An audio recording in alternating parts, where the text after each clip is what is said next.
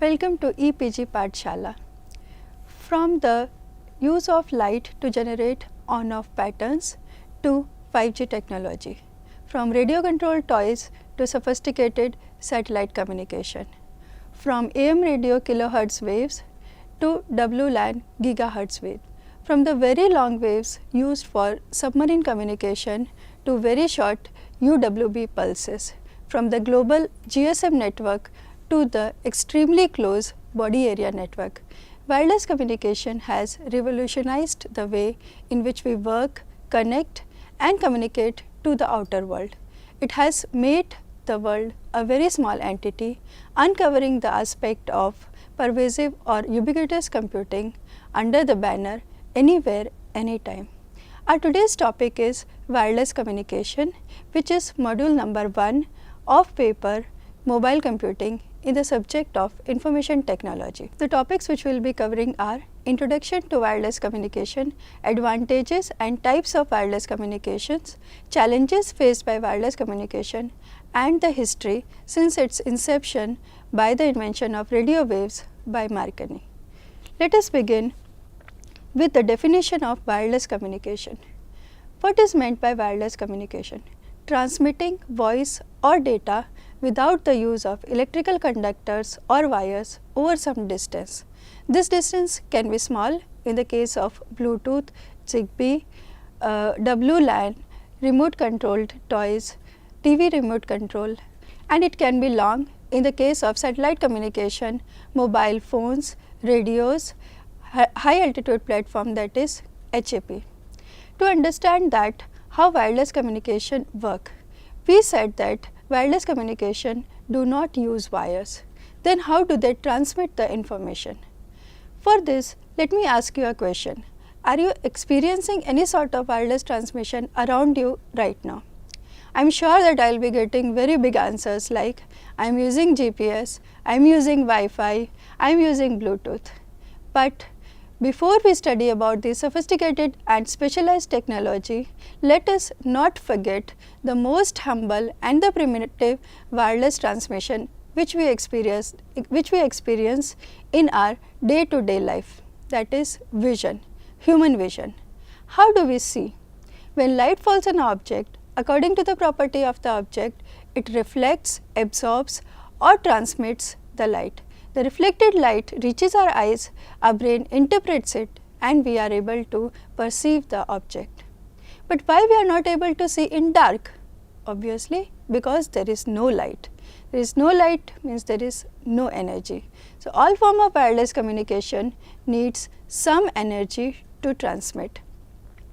Principal sources of energy for wireless communication are electromagnetic energy. Electromagnetic energy is carried by electromagnetic waves. What are electromagnetic waves? A stream of massless particle moving in a sinusoidal wave-like pattern with the velocity of light in vacuum. They can travel in vacuum, but in vacuum the speed of electromagnetic waves is 3 into 10 raised to power 8 meters per second, that is the speed of light. Electromagnetic waves are characterized by different attributes: frequency, wavelength, amplitude, phase and energy. We will be discussing all these attributes detail in the next module, but we will be referring these attributes in this module. So, let us have a quick introduction of these attributes. What is frequency?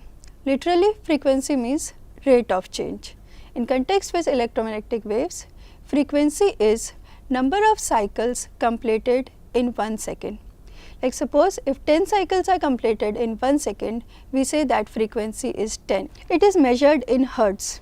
Like suppose when I speak fast, I am saying that my frequency is high. When I am speaking slow, I am saying that the frequency is low. I am giving an example of a sound wave, but actually electromagnetic sound waves are not electromagnetic waves, they are mechanical waves, but just to explain the concept of frequency, I can tell this. In case of light, frequency is measured by colors. Different colors appear at different frequencies. For example, violet, indigo, blue, green, yellow, orange, red, the constituent colors which makes the visible spectrum or the light are at different frequencies. Next attribute is wavelength. What is wavelength? The peak values, the distance between the two peak values is known as wavelength. You can see that as the frequency is increasing, the distance between the peak values is decreasing. So, we conclude that frequency and wavelength are inversely proportional to each other. These are the basic two attributes on which the electromagnetic waves can be divided. Amplitude describes the strength of the electromagnetic waves. In case of light, amplitude describes brightness. In case of sound, again I am referring it is not an electromagnetic waves. In case of sound, amplitude defines loudness. Electromagnetic waves are arranged according to their frequency and wavelengths in different bands, and the collection of those bands is known as electromagnetic spectrum. It varies from gamma rays, X-rays, ultraviolet rays, visible, infrared rays, microwaves and radio waves. The gamma rays have got the highest frequency of the order of terahertz and lowest wavelength of the order of nanometers. Radio waves have got very low frequency, maybe of the order of kilohertz and wavelength in kilometers. Now, not all the part of this electromagnetic spectrum is suitable for wireless communication. The part of the electromagnetic spectrum which is appropriate for the wireless communication is radio waves, microwaves, infrared waves and visible waves or the visible spectrum. Radio waves. Radio waves are used in radio, television, mobile phones, WLANs, etc. When Marconi discovered radio waves, least did he knew that it will bring a revolution in the wireless communication industry. Radio waves are easily to generate. They travel omnidirectional from the transmitter in all the directions. They can travel long distances. They are less attenuated. They can cross the obstacles. They can even travel under the ground and hence making them suitable for submarine communication. A special types of waves known as short waves get reflected from the ionosphere layer of the atmosphere, hence covering a large distance across the globe. They are known as short waves. The short waves travel long distance across the globe. Microwaves are at higher frequency than radio waves. They are unidirectional. They travel along short distances. They are easily obstructed and requires line of sight for communication. While walking on the highway, while traveling through the highway, we observed equally spaced antennas along the side of the highways. Those are microwave antennas which are placed at regular intervals because to allow the line of sight between them. The next type of band is the infrared waves. It is used in remote controls, infrared data association. We know that it is again at a higher frequency from the radio waves as well as microwaves, and as the frequency increases, the distance of transmission also decreases. So, infrared waves can travel through short distances of the order of meters. They are also easily obstructed. They are used in TV remote and infrared data association. Visible spectrum can also be used for wireless communications. Now, to allow the visible spectrum to transmit the information, we need to focus it. So, visible spectrum is used for wireless communication using LEDs and laser lights. They can be used for wireless intranet which can be established between two adjacent buildings, but they are easily deviated by bad weather, rain and strong winds, and also they require line of sight, easily obstructed by obstacles. The other forms of energy other than the electromagnetic energy which is used for wireless communication are the acoustic energy which is used in hydrophones and wireless sensor networks, and the electronic energy which uses a beam of electron to transmit the information. Let us look at the current existing wireless systems. Some of them are listed and the list is definitely to grow in the coming years. They are cellular system, cordless phones, wireless LANs, satellites, paging, Bluetooth, vehicular ad hoc networks, sensor networks using RFID, body area networks, ultra wideband radios, and low cost, low power Bluetooth and Zigbee, and GPS. Now, these are some of the examples of wireless systems which we observe and use in our day-to-day life. Let us look at the advantages of wireless communication. The first advantage is very obvious, that is freedom from wires. A wireless environment is hassle-free environment. It is easy to establish, use and maintain. Examples: wireless phones, wireless headphones, keyboards, wireless phone chargers, and ultra wideband also promises wireless desktops in the coming years. Bluetooth technology enables a SMS on a mobile phone to be wirelessly transmitted to the printer, hence reducing the labor of connected to jacks, plugs and messy yet costly wires. The second advantage is mobility. It is well said that when you are not tied, you can fly. This is also true with the wireless communication. We are flying literally.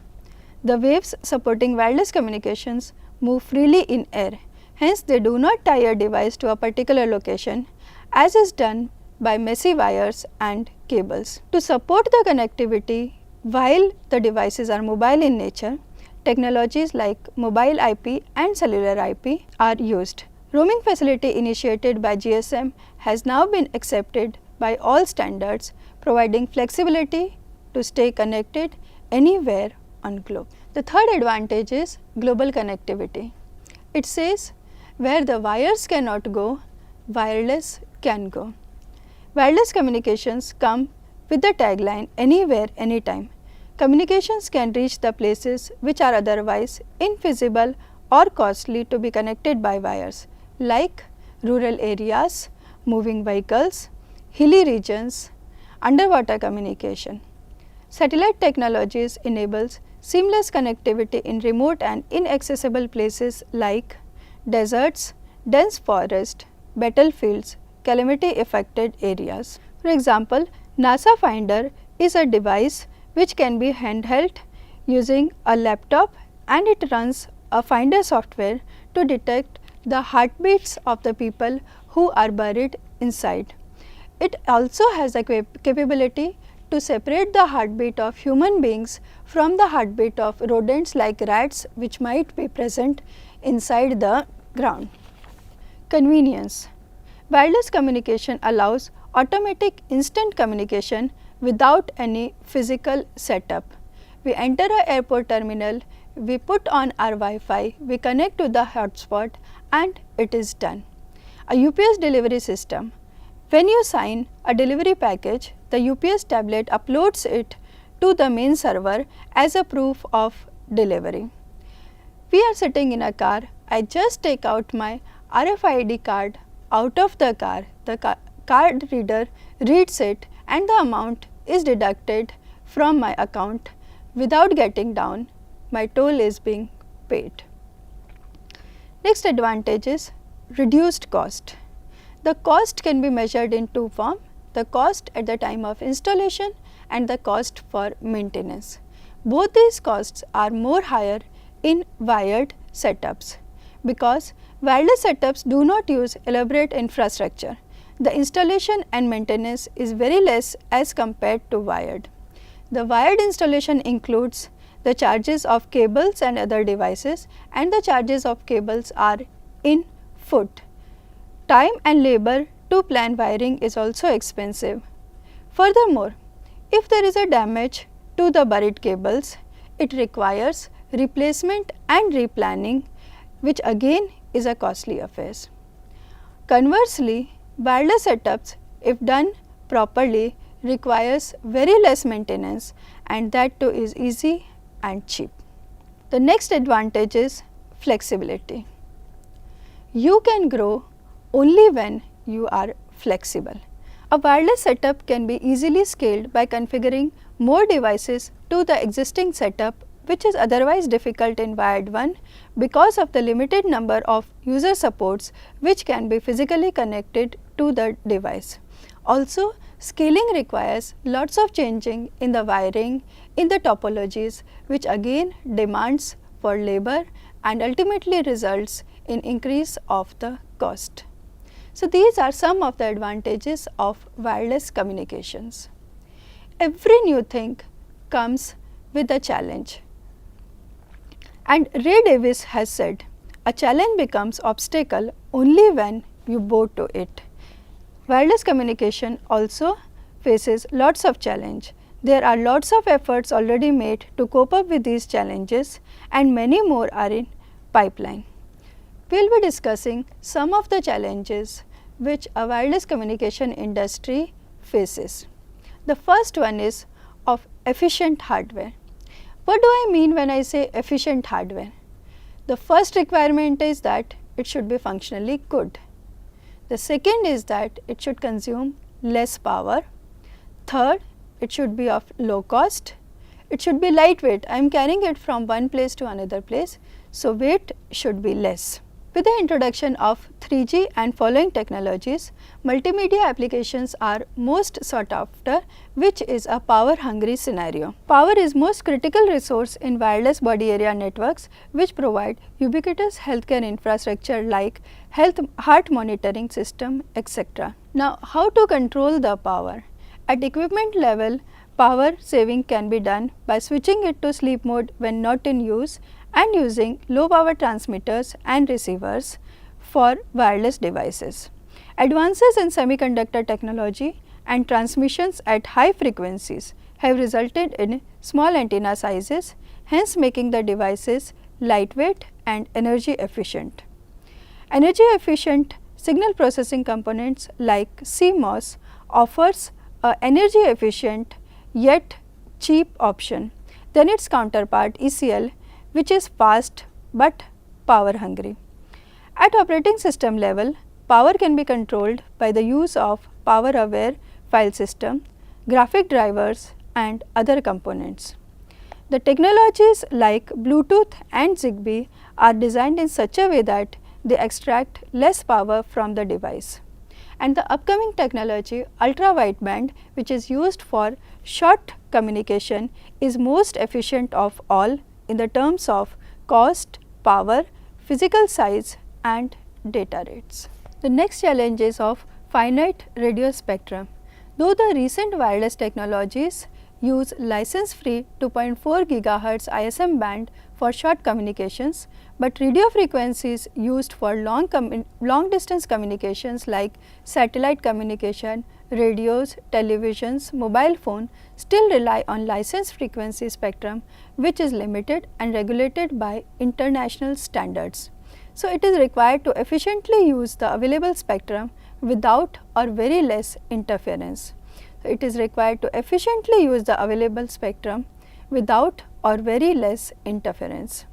One approach is cellular frequency reuse. What is cellular frequency reuse? The geographical area is divided into small cells which are base station or access point in the center of the cell. Neighboring cells are assigned different frequencies. So, in this way the neighboring cells when assigned non-overlapping frequencies will not interfere with each other. But looking at the limited spectrum, these frequencies have to be reused. So, what is done is that a cell which is at a geographical distance, which is at a frequency reuse is supported by assigning same frequencies to those cells which are geographically distant from each other. They are also known as radio isolated cells. Cognitive radio is emerging as another alternative to efficiently utilize the radio spectrum, as it increases the utilization of radio spectrum to support the traffic. Spread spectrum technologies have been applied to reduce the interference. The size of the cells are becoming small and small. Sectorized antennas are used to make multiple partitions within the cells to efficiently use the finite radio spectrum. The next channel is quality of service. As wireless communication is getting more and more ubiquitous, a high quality of service in the delivery of voice, video and data is expected. In mobile telephony, quality of service is estimated by voice quality, signal strength, low call blocking and dropping, high data rates for multimedia applications, whereas for wireless networks, quality of service depends on throughput, delay, packet loss rate, low packet error rate and reliability. Factors affecting quality of services are multipath interference, noise, improper handoffs during mobility and many more.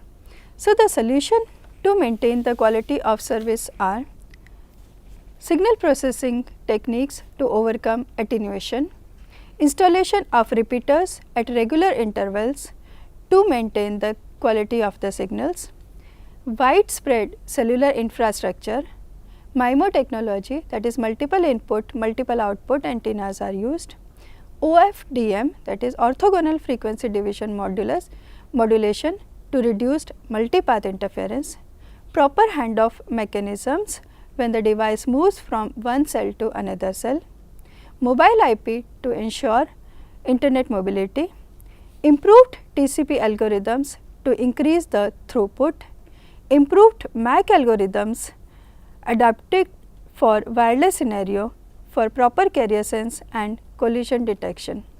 3G and 4G technologies. These are all measures taken to improve the quality of service. 4G technology is coming with a reliability of 99.999. It is also known as 5-point reliability. The next challenge is mobility management. An ideal wireless technology, particularly in mobile computing environment, should maintain uninterrupted connectivity when a mobile device changes location. Proper infrastructure management for installation and maintenance of cells and their networks are one of the measures towards the mobility management. Proper localization techniques and registration methods are applied to trace and connect the device to the network. Like GSM uses HLR and VLR databases which maintain information about the location of the devices. We have mobile IP and cellular IP to support mobility in internet. Another challenge is multipath propagation. What is meant by multipath propagation? When the signal travels from sender to receiver through the radio channel, it is reflected, refracted, diffracted or scattered by the objects present in the atmosphere or in the environment. As a result, the signal travels through different paths known as multipaths. The multipath components reach the receiver with different amplitude at different times and in different phases. First of all, they may also combine with each other constructively or destructively. When they combine with each other constructively, the amplitude is increased, and when they combine each other destructively, the amplitude is decreased. Therefore, multipath propagation produces effects like fading. Furthermore, each multipath component arrives the receiver as a sequence of pulses with different time, amplitude and phase called intersymbol interference.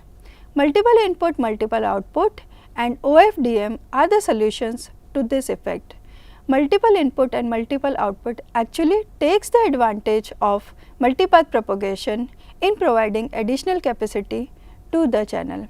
OFDM signals can be made orthogonal to each other so that they do not interfere. It is used in 82.11n, Wi-Fi, LTE Advanced, WiMAX and many more technologies.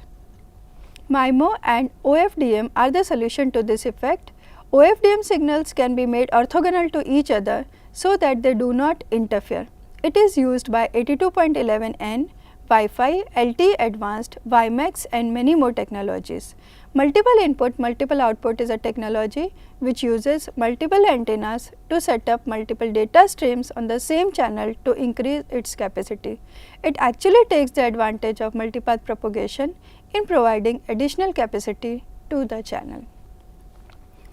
The next channel is security. Wireless communications use air as the medium. hence are highly susceptible to threats like interception, masquerading, denial of service, replay attacks and many more. Though wireless communication in all form requires security, but it is more crucial in mobile computing applications in the field of banking, business, governance, etc., and is therefore area of special concern. Every technology comes with its own security measure. For example, GSM offers authenticity both at device level and network level. At device level, unique PIN is used to authenticate SIM card. At network level, authentication center performs authentication using challenge response technique with the help of secret key embedded on the SIM card. It also uses same key to encrypt the traffic using algorithm stored on the SIM. Wi-Fi offers security by the use of SSID, WEP, that is wired equivalent privacy, and the authentication servers like Radius, Kerberos, etc. Digital signals and certificates are used for verification of records. To maintain anonymity, the data is transmitted using temporary identifiers of the users like TMSI number in GSM. Various intrusion prevention and detection systems are available for ad hoc networks like MANET and VANET. History of wireless communications. History of wireless communication goes far back in ancient times when light was used to generate on-off patterns in China and smoke signals were used in Greece. The timeline showing evolution of wireless and mobile communication from its inception by invention of optical telegraph till date is presented. I have presented the timeline from 1794 till date. You can take a look of all the achievements which have been made. They are present in your slide, but here I will be just describing the important achievements which have been made. Like Marconi marked beginning of radio communication and demonstrated wireless telegraphy in 1895. In 1901, first transatlantic transmission was performed at a distance of 3200 kilometers. 1920, again Marconi discovered short waves which had the advantage of being reflected at ionosphere and hence can be sent around the world. In 1933, Armstrong invented frequency modulation, which overtook amplitude modulation, which offered relatively pure quality due to interference. In 1973, Motorola invented first mobile cellular phone. In 1982, GSM was formed. It was fully digital and offered voice and data services. In 1984, standard CT1 cordless phones was formed. GSM was standardized in 1991. It was now called Global System for Mobile Communication, worked at 900 MHz and used 124 full duplex channels. In 1997, 82.11 was found and was a strong contender in local area networks and overtook HyperLAN, which was invented in 1996. Wi-Fi or IEEE 82.11 used 2.4 GHz license free bands offering the data rate of 2 Mbps to 10 Mbps. In 1998, mobile communication using satellite was started with the invention of iridium systems. 1999 to 2000 were the starting of 3G technology. ITU standardized family of standards like UMT, CDMA 2000 and DCT. Bluetooth was commercialized. Wireless application protocol started. GPRS offering higher data rates and packet oriented transmissions started. 3G spectrum was at its beginning. In 2002, digital terrestrial TV started, and in 2003, H was deployed. IEEE 82.11g was added to 82.11 standard, allowing transmission speeds of 54 Mbps. Bluetooth specification 1.2 was released in 2003.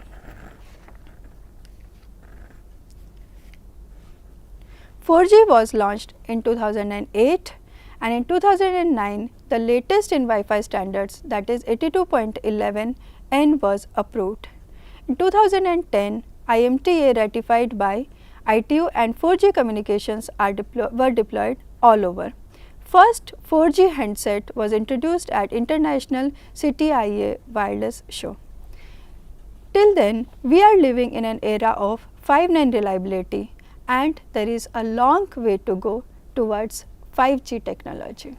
We are living in an era of 5-point reliability and have a long way to go towards 5G. In this module, we have discussed about wireless communications and the part of electromagnetic spectrum which are appropriate for wireless communications. We have also discussed the advantages and the challenges of wireless communication and have gone through the history of wireless communication since its inception in 1794 by the invention of optical telegraph till 4G technology.